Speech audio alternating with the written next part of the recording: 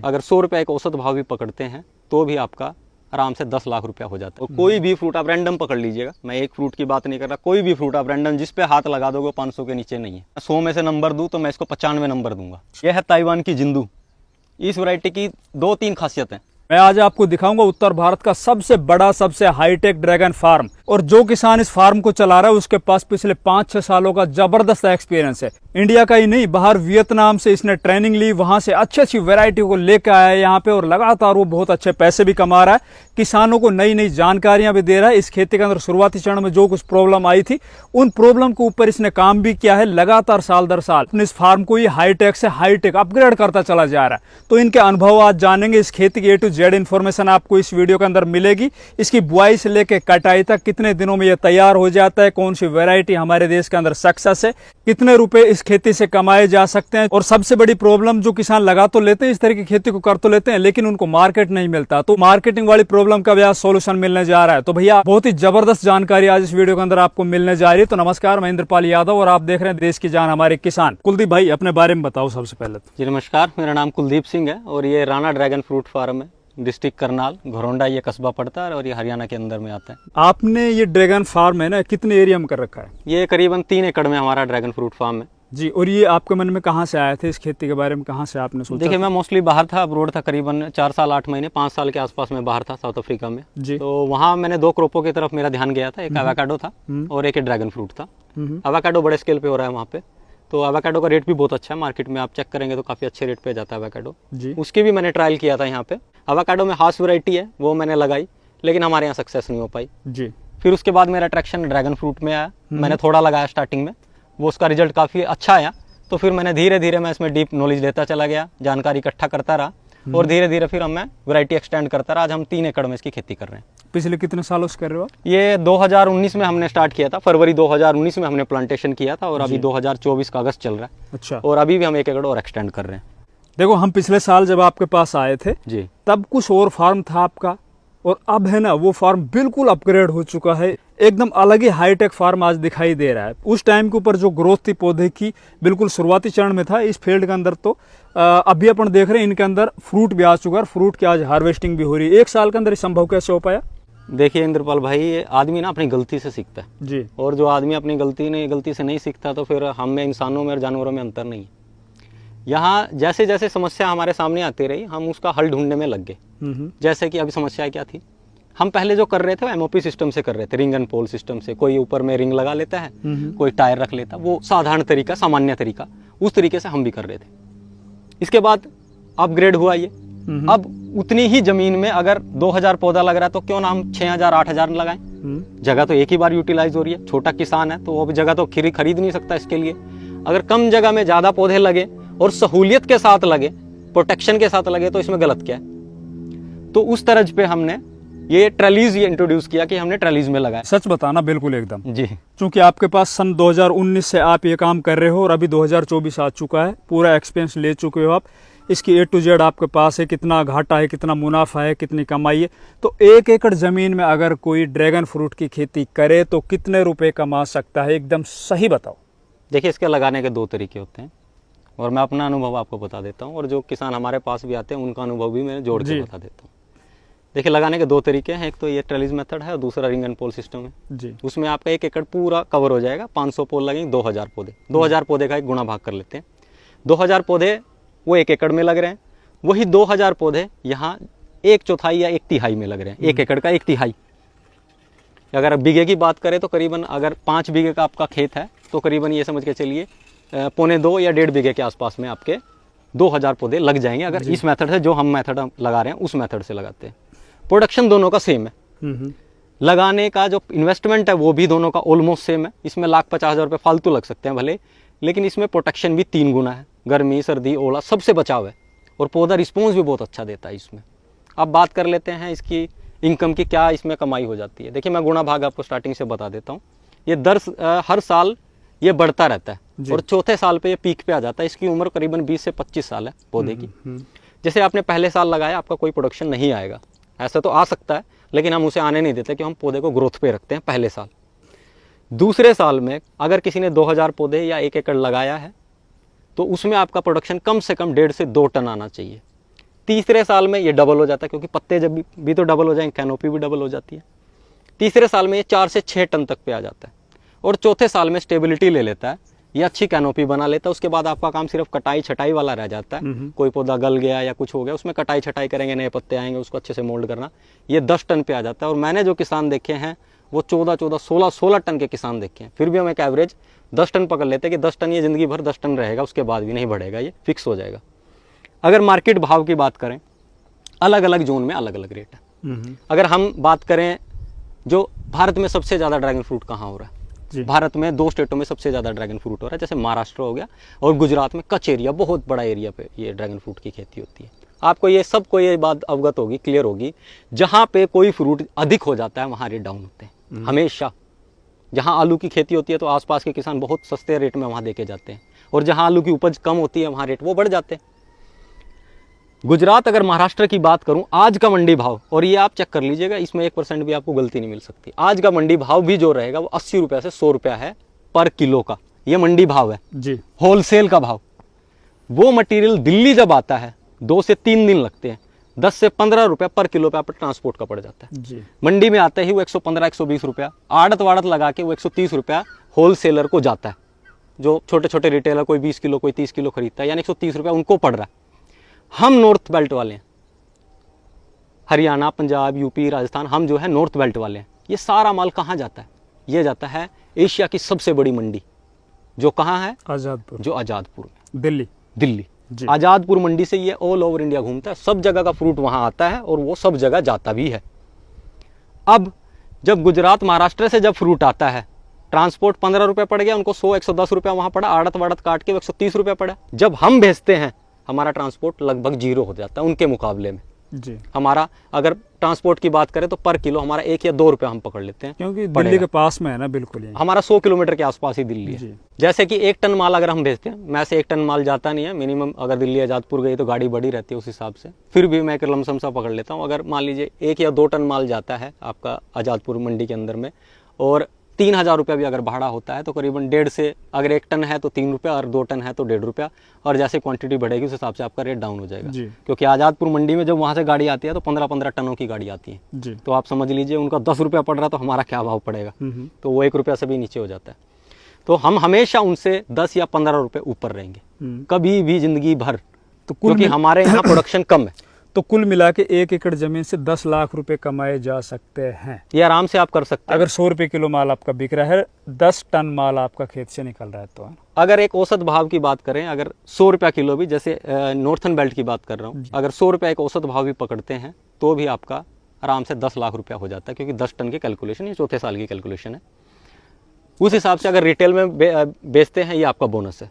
अच्छा, खर्च, फिर इसमें खर्च कितना आ जाएगा? अगर 1 साल की बात करें, अगर मेंटेनेंस वगैरह सब चीज़ काम करे तो आपका खर्चा करीबन 50 से 55 हज़ार रुपये आता है, ये दवाइयों के साथ में। नहीं, शुरुआत अगर हम करें, जैसे कि हमने अपने खेत के अंदर में शुरुआत करूंगा ड्रैगन फ्रूट खेती करने की जी, और वही अपना ट्रेडिशनल मेथड से वही पोल और रिंग वाला लगा कर शुरुआत करूँ, तो कितने रुपए लग जाएंगे फर्स्ट टाइम? मैं आपको दोनों कैलकुलेशन बता देता हूँ। एक हमारा जो नॉर्मल तरीका होता है, हम उसमें रिंग ऑन पोल लगाते हैं और 500 पोल लगाते हैं 1 एकड़ के अंदर।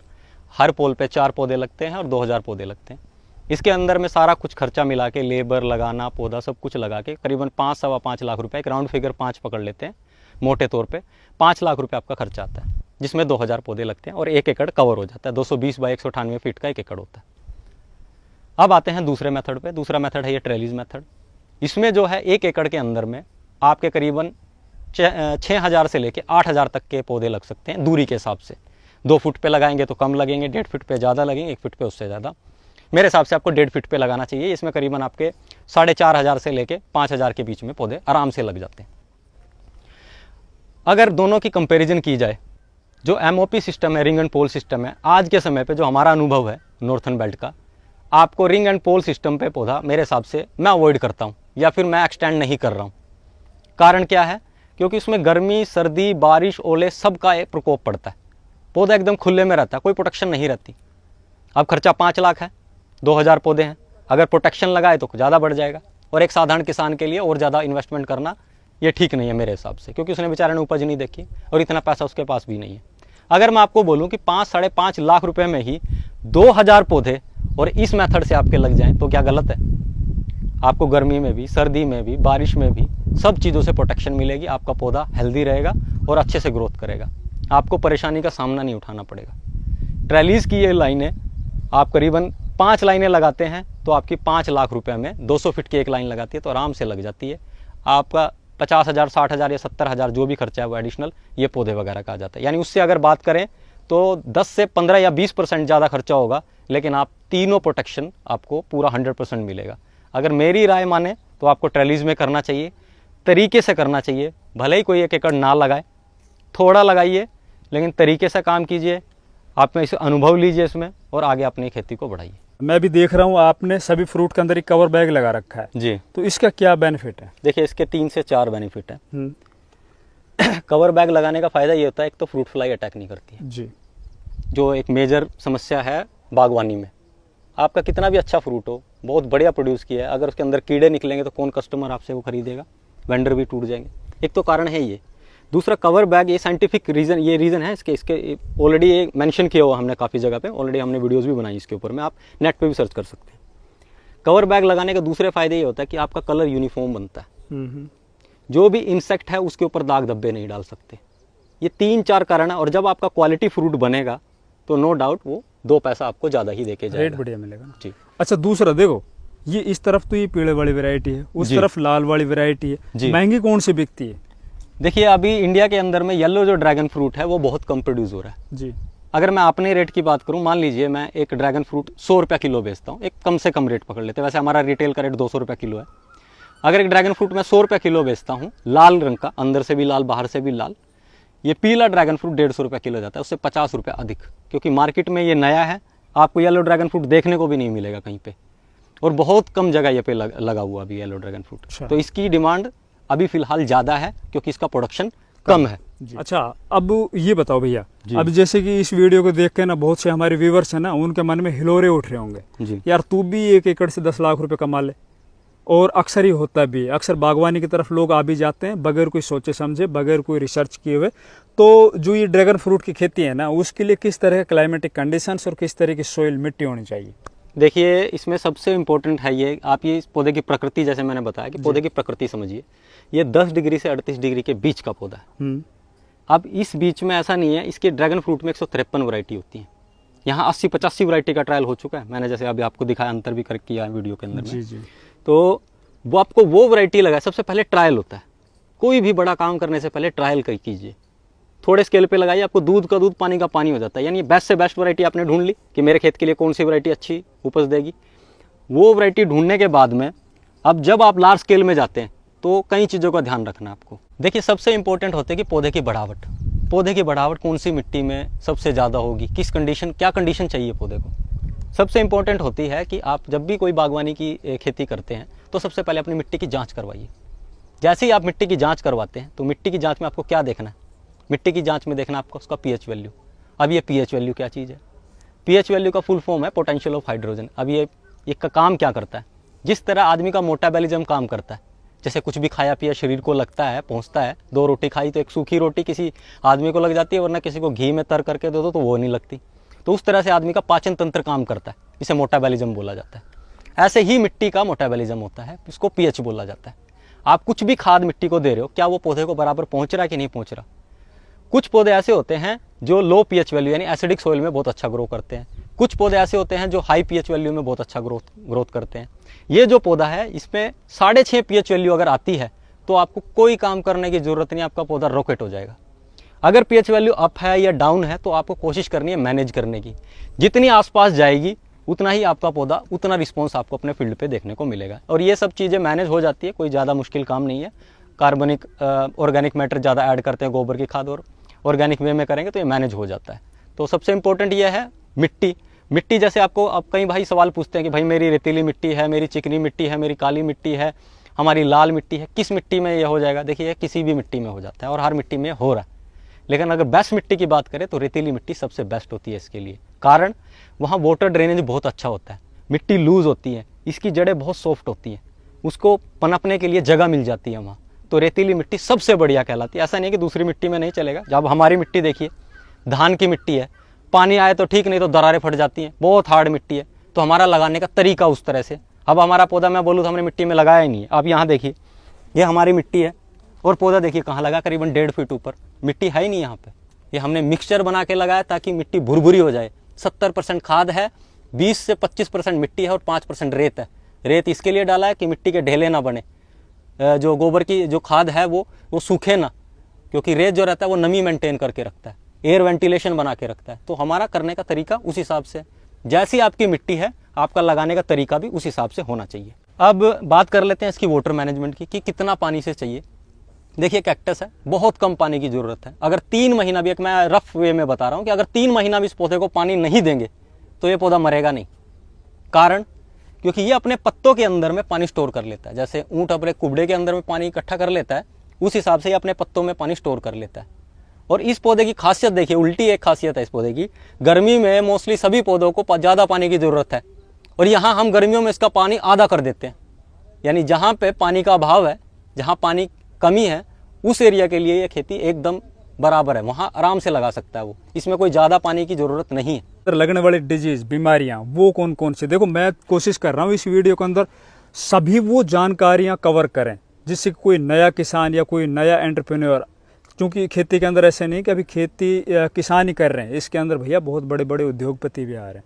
तो कोई भी करे तो इसको अच्छे से आसानी से कर ले, किसी तरह की कोई दिक्कत ना आए उनको और वो पहले बार में सक्सेस हो जाए। तो डिजीज़ के बारे में बताओ, इसमें कौन कौन सी बीमारियां लगती है? देखिए सबसे इसमें बड़ी और मेजर जो बीमारी बोल सकते हैं उसे फंगस बोलते हैं जी। फंगस भी 2-3 तरह की है, एक सिस्टमेटिक फंगस है, कॉन्टैक्ट फंगस है, एक वायरल डिजीज है। इसमें कुल मिला के पौधा गलता है। इसमें गलन की बीमारी है जी। और ये बीमारी आती कब है?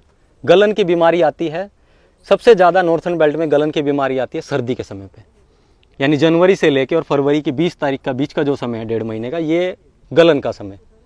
उस समय पे आप अच्छे से फंगिसाइड के स्प्रे कीजिए, साफ सफाई अच्छी रखिए, गर्म खाद दीजिए, जैसे पोल्ट्री का 30%, 70% आपका गोबर का खाद, ये मैनेज कीजिए। और दूसरा समय कौन सा है फंगल का? दूसरा समय है आपका जैसे ही गर्मी पड़ी, मई जून की गर्मी पड़ी, अगर आपका ओपन फील्ड में है, पत्ता पीला पड़ जाएगा। पीला पड़ने में क्या होगा?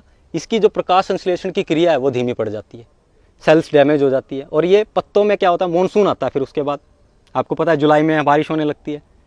मानसून जैसे ही आए वो अपने पत्तों में पानी इकट्ठा करने की कोशिश करता है, पानी बाहर निकाल नहीं पाता और फंगल इन्फेक्शन आ जाता है। जी। अच्छा, आपने ये जो ट्रेल्स लगा रखी है ना जी, ऊपर, इनके अंदर आपने जो ये फोगर लगा रखे हैं, तो वो तो गर्मी की वजह से ना, आगे जो टेम्परेचर हाई हो जाए तो सनबर्न ना हो, इसलिए। देखिए इसके 2-3 कारण हैं। जी। जैसे इस बार का हमें जो इशू बना, इस बार में मई में, जून में और जुलाई में प्री मानसून एक भी बारिश नहीं हुई नॉर्थन बेल्ट में। सभी को पता कड़ाके की गर्मी थी, जिसके कारण में अब जैसे मानसून अब आया अगस्त में, तो अब हमारा फ्रूटिंग आने लगा। नॉर्मली फ्रूटिंग हमारा जुलाई में आ जाता है, यानी करीबन 1 से सवा महीना हमारा फ्रूटिंग डिले हो गया। एक तो इस डिले को दूर करने के लिए फोगर लगाया। दूसरा, हम जो स्प्रे करते हैं उस स्प्रे से भी हम निजात पाना चाह रहे थे। कोई भी काम मैंने जैसे बताया कि हम पहले लार्ज स्केल पे नहीं करते, हम ट्रायल करते, क्या उसका रिजल्ट आ रहा है। अगर लार्ज स्केल पे लगा दिया, कहीं फायदे की जगह नुकसान तो नहीं उठा ले और पैसा भी वेस्ट ना हो जाए। तो ये आप जो फोगर देख रहे हैं पीछे में, मैंने सब तरह का ट्रायल किया। 4 वे फोगर भी लगाया, सिंगल वे फोगर भी लगाया, नेटाफिम का फोगर है जी। इसका फायदा क्या होगा, जब आप स्प्रे करेंगे, मान लीजिए आपको टंकी उठा के स्प्रे करना है पूरे खेत में, बहुत समय लग जाता है। एक हमने पाउंड बनवाया हुआ है कंक्रीट का, वहां से सीधा पानी 2000 लीटर पानी मान लीजिए घोल लिया, अनुपात घोल लिया कितने खेत का, वो पानी के अंदर दवाई घोल ली अपनी, और वहां से बटन दबाया मोटर के जरिए, 10 मिनट के अंदर पूरे खेत में बराबर मात्रा में स्प्रे कर लेगा। गर्मी के समय पे जब आपका फ्रूटिंग नहीं आ रहा, ये क्यों नहीं आ रहा? क्योंकि ह्यूमिडिटी नहीं है। जो ह्यूमिडिटी क्रिएट करने के लिए 5 बजे के आसपास शाम के समय हम फोगर चलाएंगे, करीबन 15-20 मिनट के लिए, आधा घंटा। जी। पूरी रात ठंडी मिल जाएगी, ह्यूमिडिटी क्रिएट होगी और बडिंग आना शुरू हो जाएगा हमारा। और वैसे भी हमारे पौधे को ये शेड प्रोटेक्ट कर रहा है। वो जो बडिंग आई वो ड्रॉप नहीं होगी, क्योंकि डायरेक्ट सनलाइट नहीं गिरेगी, ये फिल्टर होके आएगी। तो इससे हमारा 2 in 1 फायदा होगा। ओके। अब सबसे बड़ी जो समस्या है ना किसानों के सामने, देखो किसी भी फसल को वो लगा तो लेता है, चाहे बागवानी को हो चाहे किसी की भी हो, और नो डाउट कि पैसे भी काफ़ी अच्छे होते हैं, लेकिन तैयार करने के बाद ना भाई मार्केट नहीं मिलता। मार्केटिंग की प्रॉब्लम किस तरह से हल हो, ये बताओ। देखिए पहले के जो समय था जब हमने शुरुआत की 2019 में, 2020 में हमारा प्रोडक्शन आया, उस समय की मार्केट में और अब में ज़मीन आसमान का अंतर आ गया।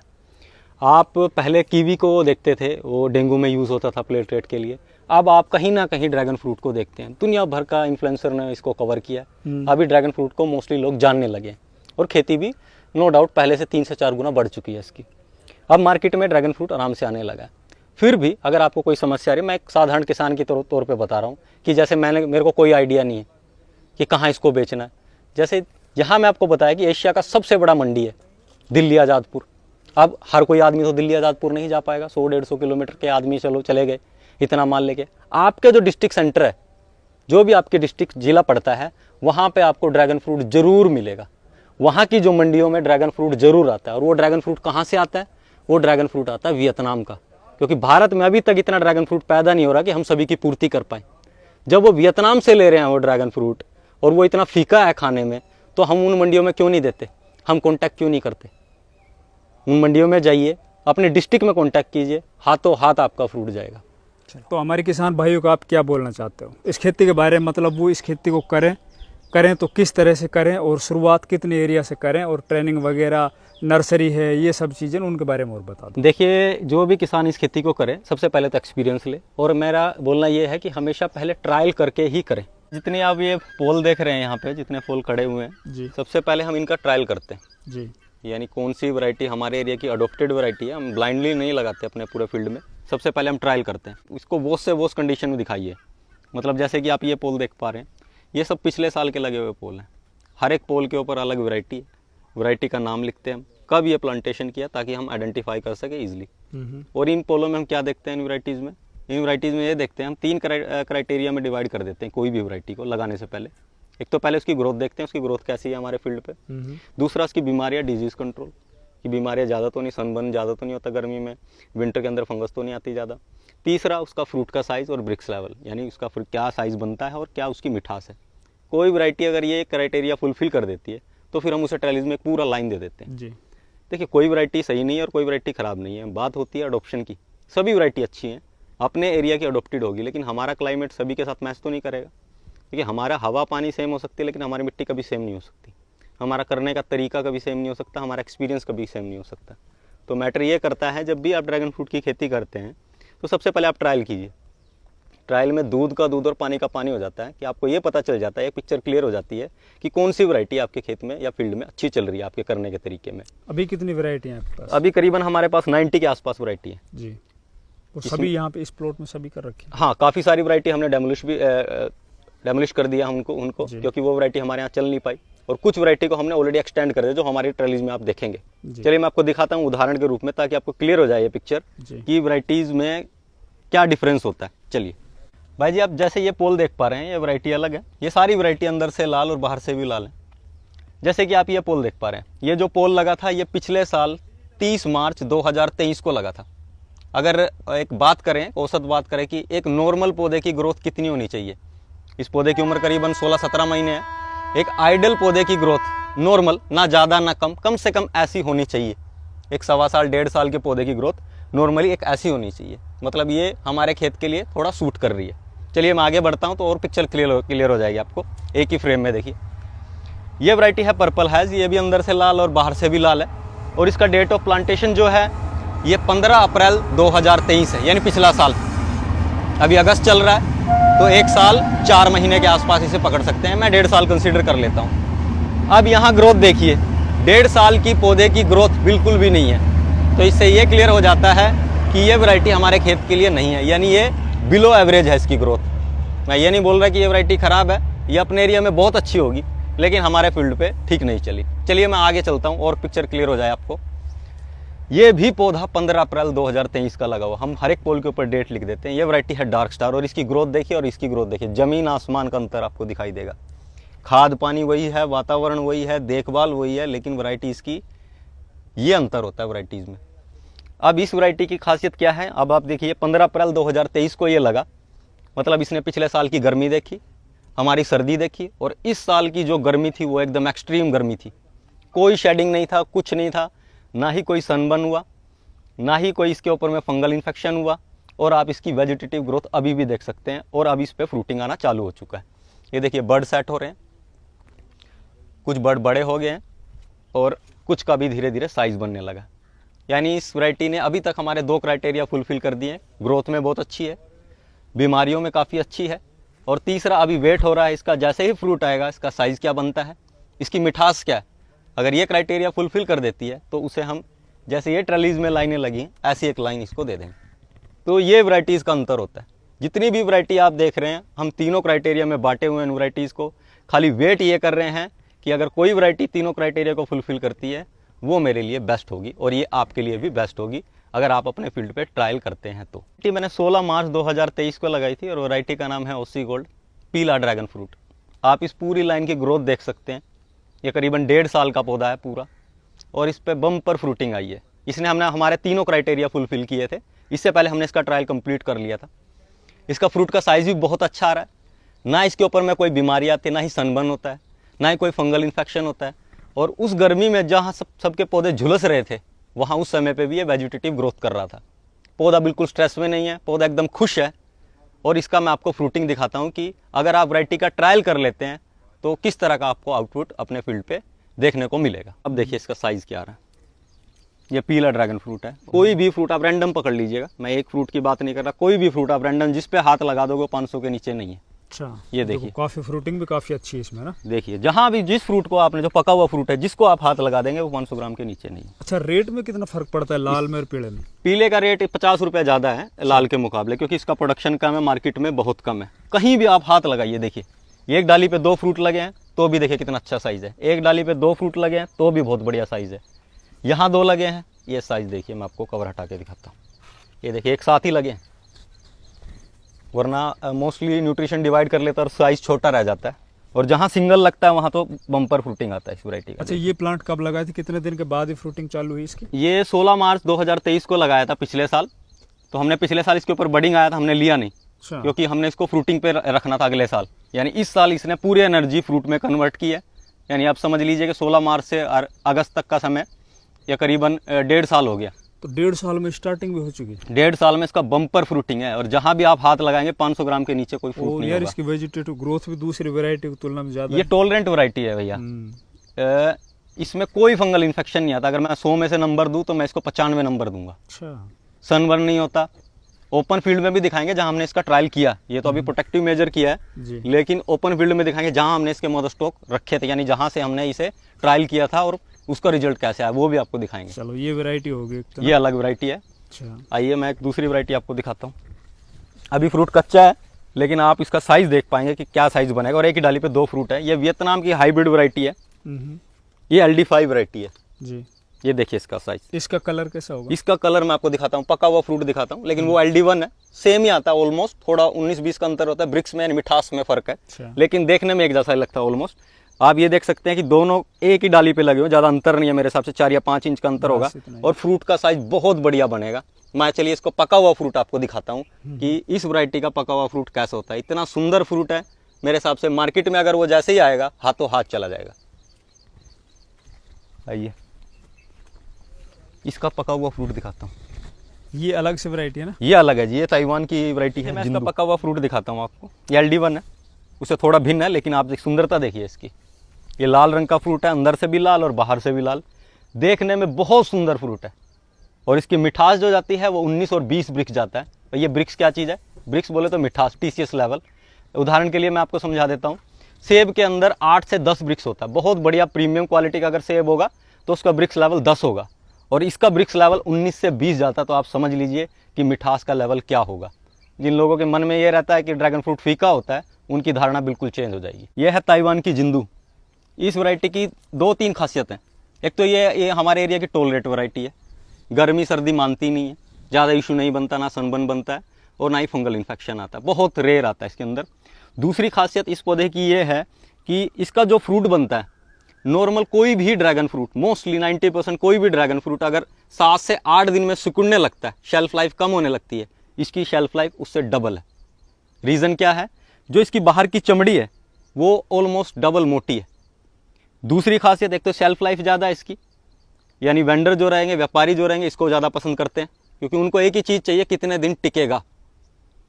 दूसरा, स्टोर लंबे समय तक कर सकते हैं। दूसरी खासियत यह है कि इस वैरायटी का जो ब्रिक्स लेवल है, मिठास है, वो 21.5 गया था।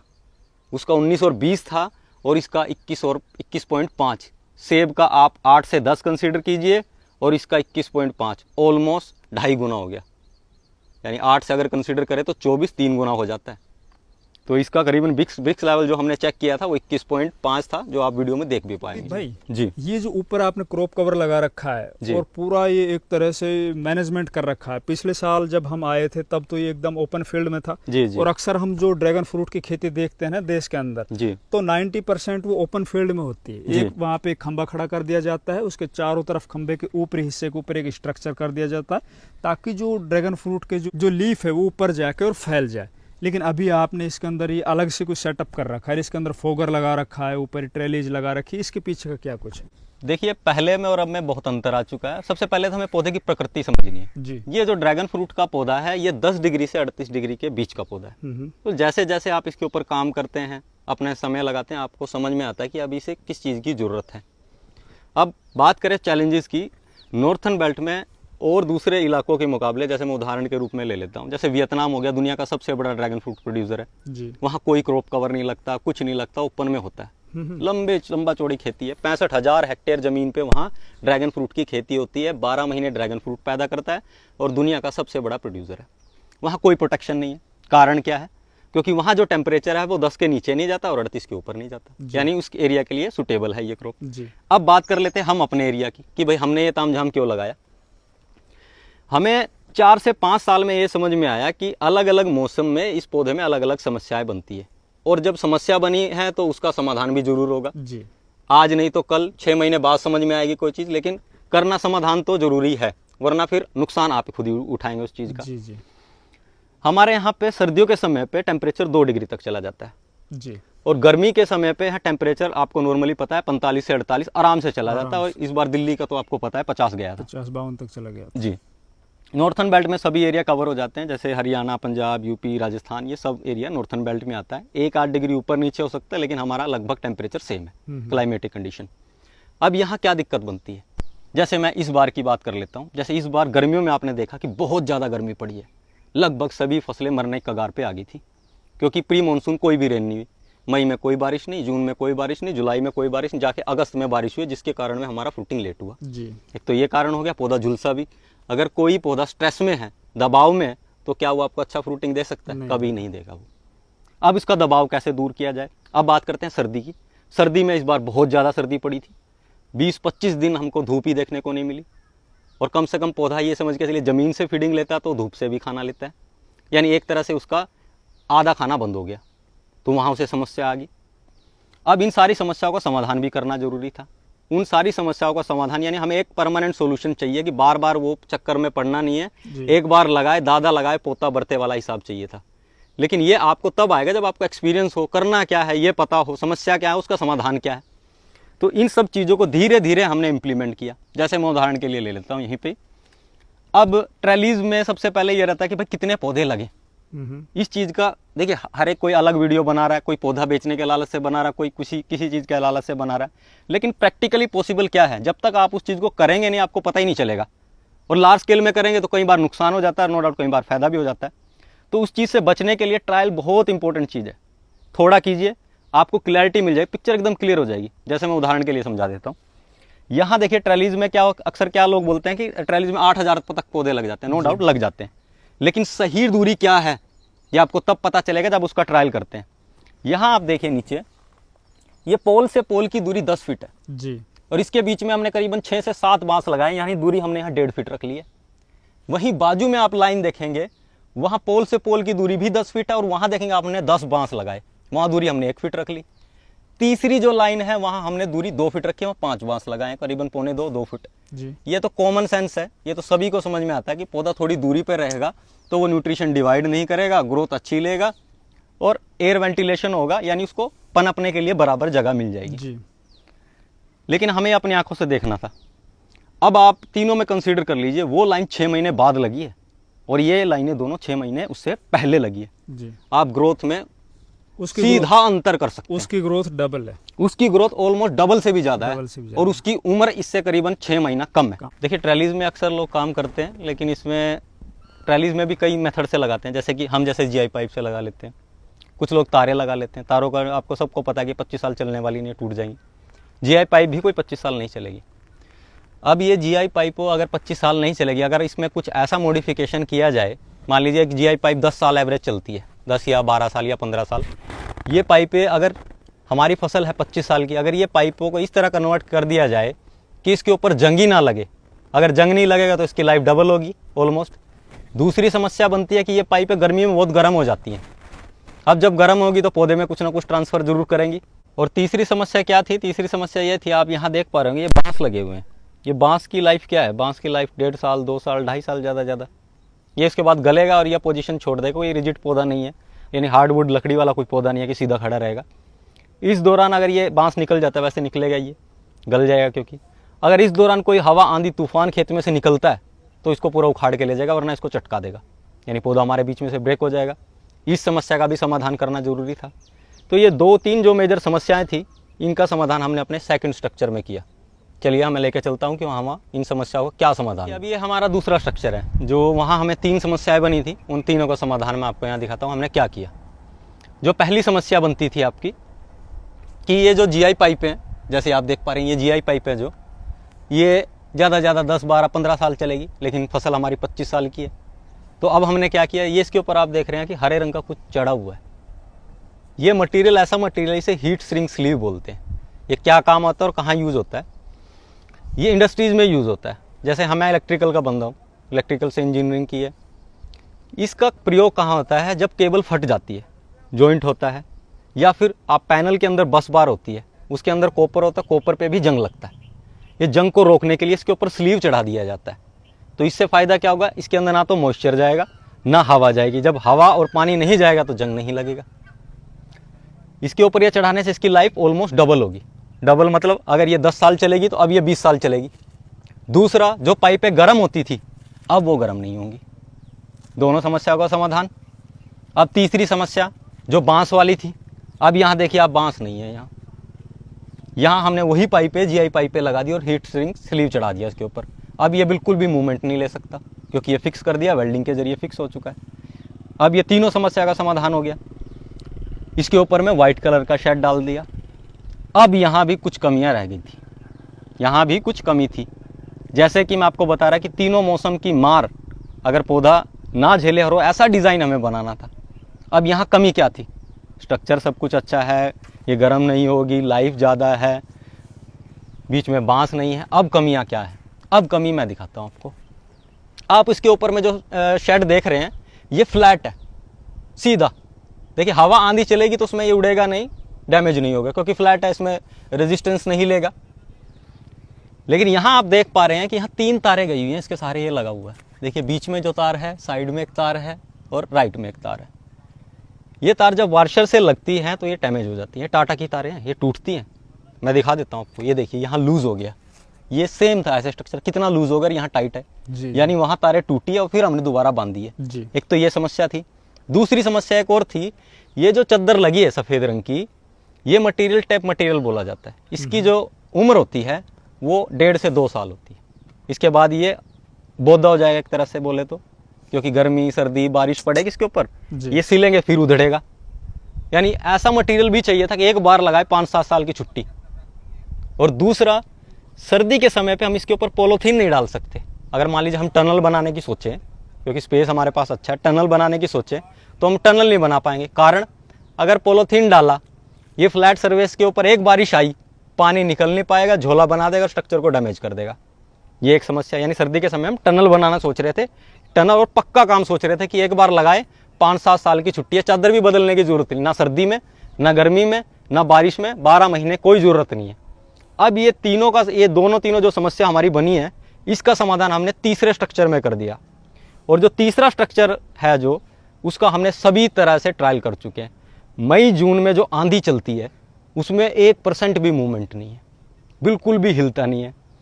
अब कॉस्ट की अगर बात करें, देखिए इसमें पैसा तो बहुत खर्चा होता है यार। इतना ज़्यादा ये ताम झाम आपने किया है, इतना ज़्यादा खर्च किया है, तो कोई आम किसान या फिर कोई आम जो इस खेती को करना चाहे शुरुआत में, उसके पास पहले बात तो थोड़ा बहुत रुपये लेकर कोई आदमी इनको स्टार्ट करेगा, तो ये हर एक किसान के लिए थोड़ा ना यार संभव है। मैं इसका कैलकुलेशन कर देता हूँ। बताओ। मैं आपको ये बोलता हूँ कि जो आप नॉर्मल तरीके से ड्रैगन फ्रूट की खेती करते हैं 1 एकड़ में जी, उतने ही पैसे से मैं आपका उतने ही पौधे स्ट्रक्चर में लगवा दूँगा। ये सेम स्ट्रक्चर, सेम स्ट्रक्चर, इससे भी बेहतरीन स्ट्रक्चर मैं आपको दिखाता हूँ। आइए, सर्दी गर्मी बरसात से बच के, तीनों मौसम से बरसात में ये बचेगा। चलो। और पौधे की ग्रोथ भी मैं आपको एक उदाहरण के लिए मैं दिखा देता हूँ कि आपको एक क्लियरिटी मिल जाए कि वाकई ये स्ट्रक्चर काम करता है कि नहीं करता। आइए, चलो। ये जो आप लाइन देख पा रहे हैं, ये हमने प्लांटेशन कब की है पता है? ये 10 अप्रैल 2024 को, इस साल की है, अप्रैल महीने में। यार अभी मेरे हिसाब से दिखाओ भी कैमरा, अगस्त चल रहा है। यहाँ पे आके दिखाओ, पूरा दिखाओ इनको ना, पार वहां से वहां तक, यहाँ पे खड़े होकर। अब देखिए अगस्त चल रहा है, अब आप देखिए 4 महीने में पौधे की ग्रोथ देखिए, पूरी लाइन की ग्रोथ देखिए। यहाँ उसे जिस चीज़ की जरूरत थी वो सब चीज़ों की पूर्ति हो रही है।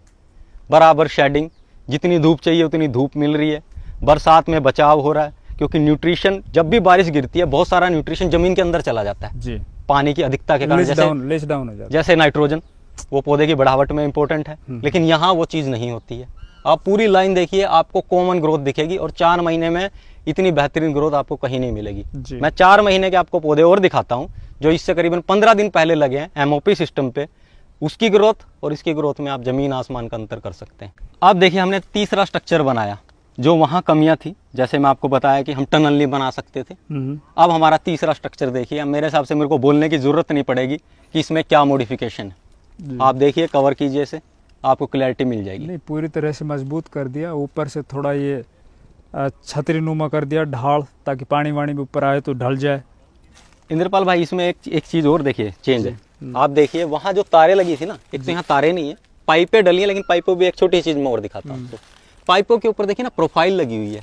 यहाँ हमने बांधा नहीं है किसी चीज़ से, इसको खोलना और निकालना बहुत आसान है, आराम से निकाल सकते हैं, आराम से बांध सकते हैं। अगर पॉलीथीन भी डालनी है तो इसके ऊपर आ जाएगी वो, और ऐसे टनल बन सकती है ये। और दूसरी एक चीज़, जितना मटेरियल उसमें लगा है उससे 1.5 गुना मटेरियल इसमें लगा है, और खर्चा मैं बता रहा हूँ उससे 30% कम है। अब मटेरियल 1.5 गुना लगा है, खर्चा 30% कम कैसे आ गया, ये कैसे गुना भाग है, मैं क्लियर कर देता हूँ। अब देखिए, एक सीधी सी लॉजिकल बात है, जब ये हीट श्रिंक स्लीव जो हम चढ़ा रहे हैं, इसके अंदर जंग नहीं लगेगा, तो फिर इसके अंदर जीआई पाइप क्यों लगानी है? जीआई पाइप जो हमारी आती है वो 87 रुपीज़ से चालू हुई और 102 रुपये किलो तक हमने ली। और इसके अंदर जो पाइप लगी है सेम स्ट्रेंथ की, सेम वजन की, सी क्लास की पाइप है, हाई ग्रेड पाइप है, 62 रुपया किलो पड़ा है। कहाँ आपका 100 रुपया और कहाँ आपका 62, 40% कम में। और वो 40% आप यूटिलाइज कर, पूरी लाइन की बात कर रहा हूँ, वो 40% यूटिलाइज करते हैं मटेरियल में। अगर बात कैलकुलेशन करते हैं कि जैसे आपने सवाल पूछा कि एक आम आदमी नहीं कर पाएगा, अगर एक आम आदमी इसको करता है, पहले तो मैं इसके फायदे बता देता हूँ। एक आम आदमी अगर करता है तो तीनों प्रोटेक्शन मिलेगी आपको, गर्मी, सर्दी, बारिश, आंधी, किसी भी चीज़ से आपको फिक्र करने की जरूरत नहीं है जी। दूसरा, खर्चा बहुत ज़्यादा आएगा, आपका बोलना ही है, मैं कैलकुलेशन करके दिखाता हूँ आपको। 1 एकड़ में आपके रिंग एंड पोल सिस्टम से 500 पोल लगते हैं, 2000 पौधे लगते हैं, आपका खर्चा 5-5.5 लाख रुपए भाई जी आ जाएगा। एक लाइन, ये जो लाइन है उसमें कोई खास अंतर नहीं आएगा, लेकिन अगर बात कैलकुलेशन 2000 पौधे की कर रहे हैं, ये एक लाइन 200 फीट की एक लाइन है, और ये एक लाइन 1 लाख रुपए में तैयार हुई है। एक लाइन 200 फुट की एक लाइन 1 लाख रुपए में तैयार हुई है। अगर पौधे की दूरी की बात करें, अगर 1.5 फीट पे पौधा लगाए तो हम करीबन 400 पौधे इसके ऊपर में लगा सकते हैं जी। यानी 1 एकड़ में अगर 5 लाइनें लगाए तो 2000 पौधे लगेंगे सर। 5 लाइन का खर्चा 5 लाख रुपया, और एडिशनल खर्चा मान 1,50,000 की जो आपकी पौध है वो आपका एडिशनल खर्चा होगा, लेकिन आपको तीनों चीज़ों से प्रोटेक्शन मिलेगा। फिर 1 एकड़ में 5 लाइन बहुत रहेगी। एक कैलकुलेशन अगर 2000 का कर रहे हैं आप, वहां भी तो 500 पोल लगा के 1 एकड़ कवर कर रहे हैं जी। अगर इस हिसाब से लगाते हैं तो आपकी जमीन भी आप तीसरा हिस्सा यूज करोगे जी। और 2000 पौधा लगाओगे। अब जैसे हम यूटिलाइज कर रहे हैं, हम मल्टी क्रॉप लेते हैं, हमने जगह उतनी ही यूज की, लाइनें कम लगाई। अब वो कम लाइनें लगाने का कारण क्या है, आप देखिए इसके बीच में, इसके बीच में जो पौधे लगे ये नेक्ट्रीन के पौधे जी। ये नेक्ट्रीन क्या चीज है, ये बाहर से आलू बुखारा और अंदर से आड़ू होता है। और ये लगाने का कारण है, हमने सोच समझ के ये पौधे लगाए हैं, ये बागवानी के पौधे हैं। इसका कारण क्या है लगाने का, इनकी जो जड़ें बनती है 2.5 फीट नीचे बनती है, और 2 से 2.5 फीट का ही एक रूट बॉल बनता है जी। पियर, पीच, प्लम, आलू बुखारा, आड़ू और नाशपाती एक ऐसे पौधे हैं जिसपे सर्दी में एक भी पत्ता नहीं रहेगा, सारे पत्ते झड़ जाएंगे। यानी जो धूप आएगी आपके पौधे पे बराबर आएगी, आपको रोकेगी नहीं। गर्मियों में जो एक्स्ट्रा धूप आएगी उसको ये रोकेगा। और कटाई छटाई कैनोपी बनाना मेरे हाथ में। और ये नेक्ट्रीन का पौधा इकलौता ऐसा पौधा है जो ड्रैगन फ्रूट के बाद, जिसे आप बागवानी की कैश क्रॉप भी बोल सकते हैं, 1.5 साल में फ्रूटिंग देने लगता है।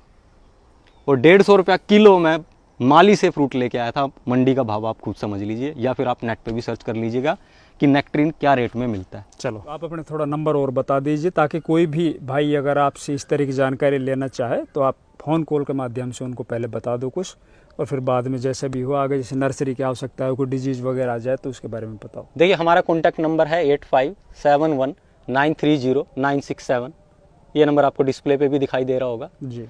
आप किसी भी संडे को 9 से 5 के बीच में हमारे फार्म पे विजिट कर सकते हैं, और 9 से 5 के बीच में आप फ़ोन कॉल कीजिए। आपके हर सवाल का हम जवाब देने की कोशिश करेंगे। यही मेरा व्हाट्सएप नंबर है, आप व्हाट्सएप पे भी मैसेज डाल के हमसे कोई सवाल पूछ सकते हैं।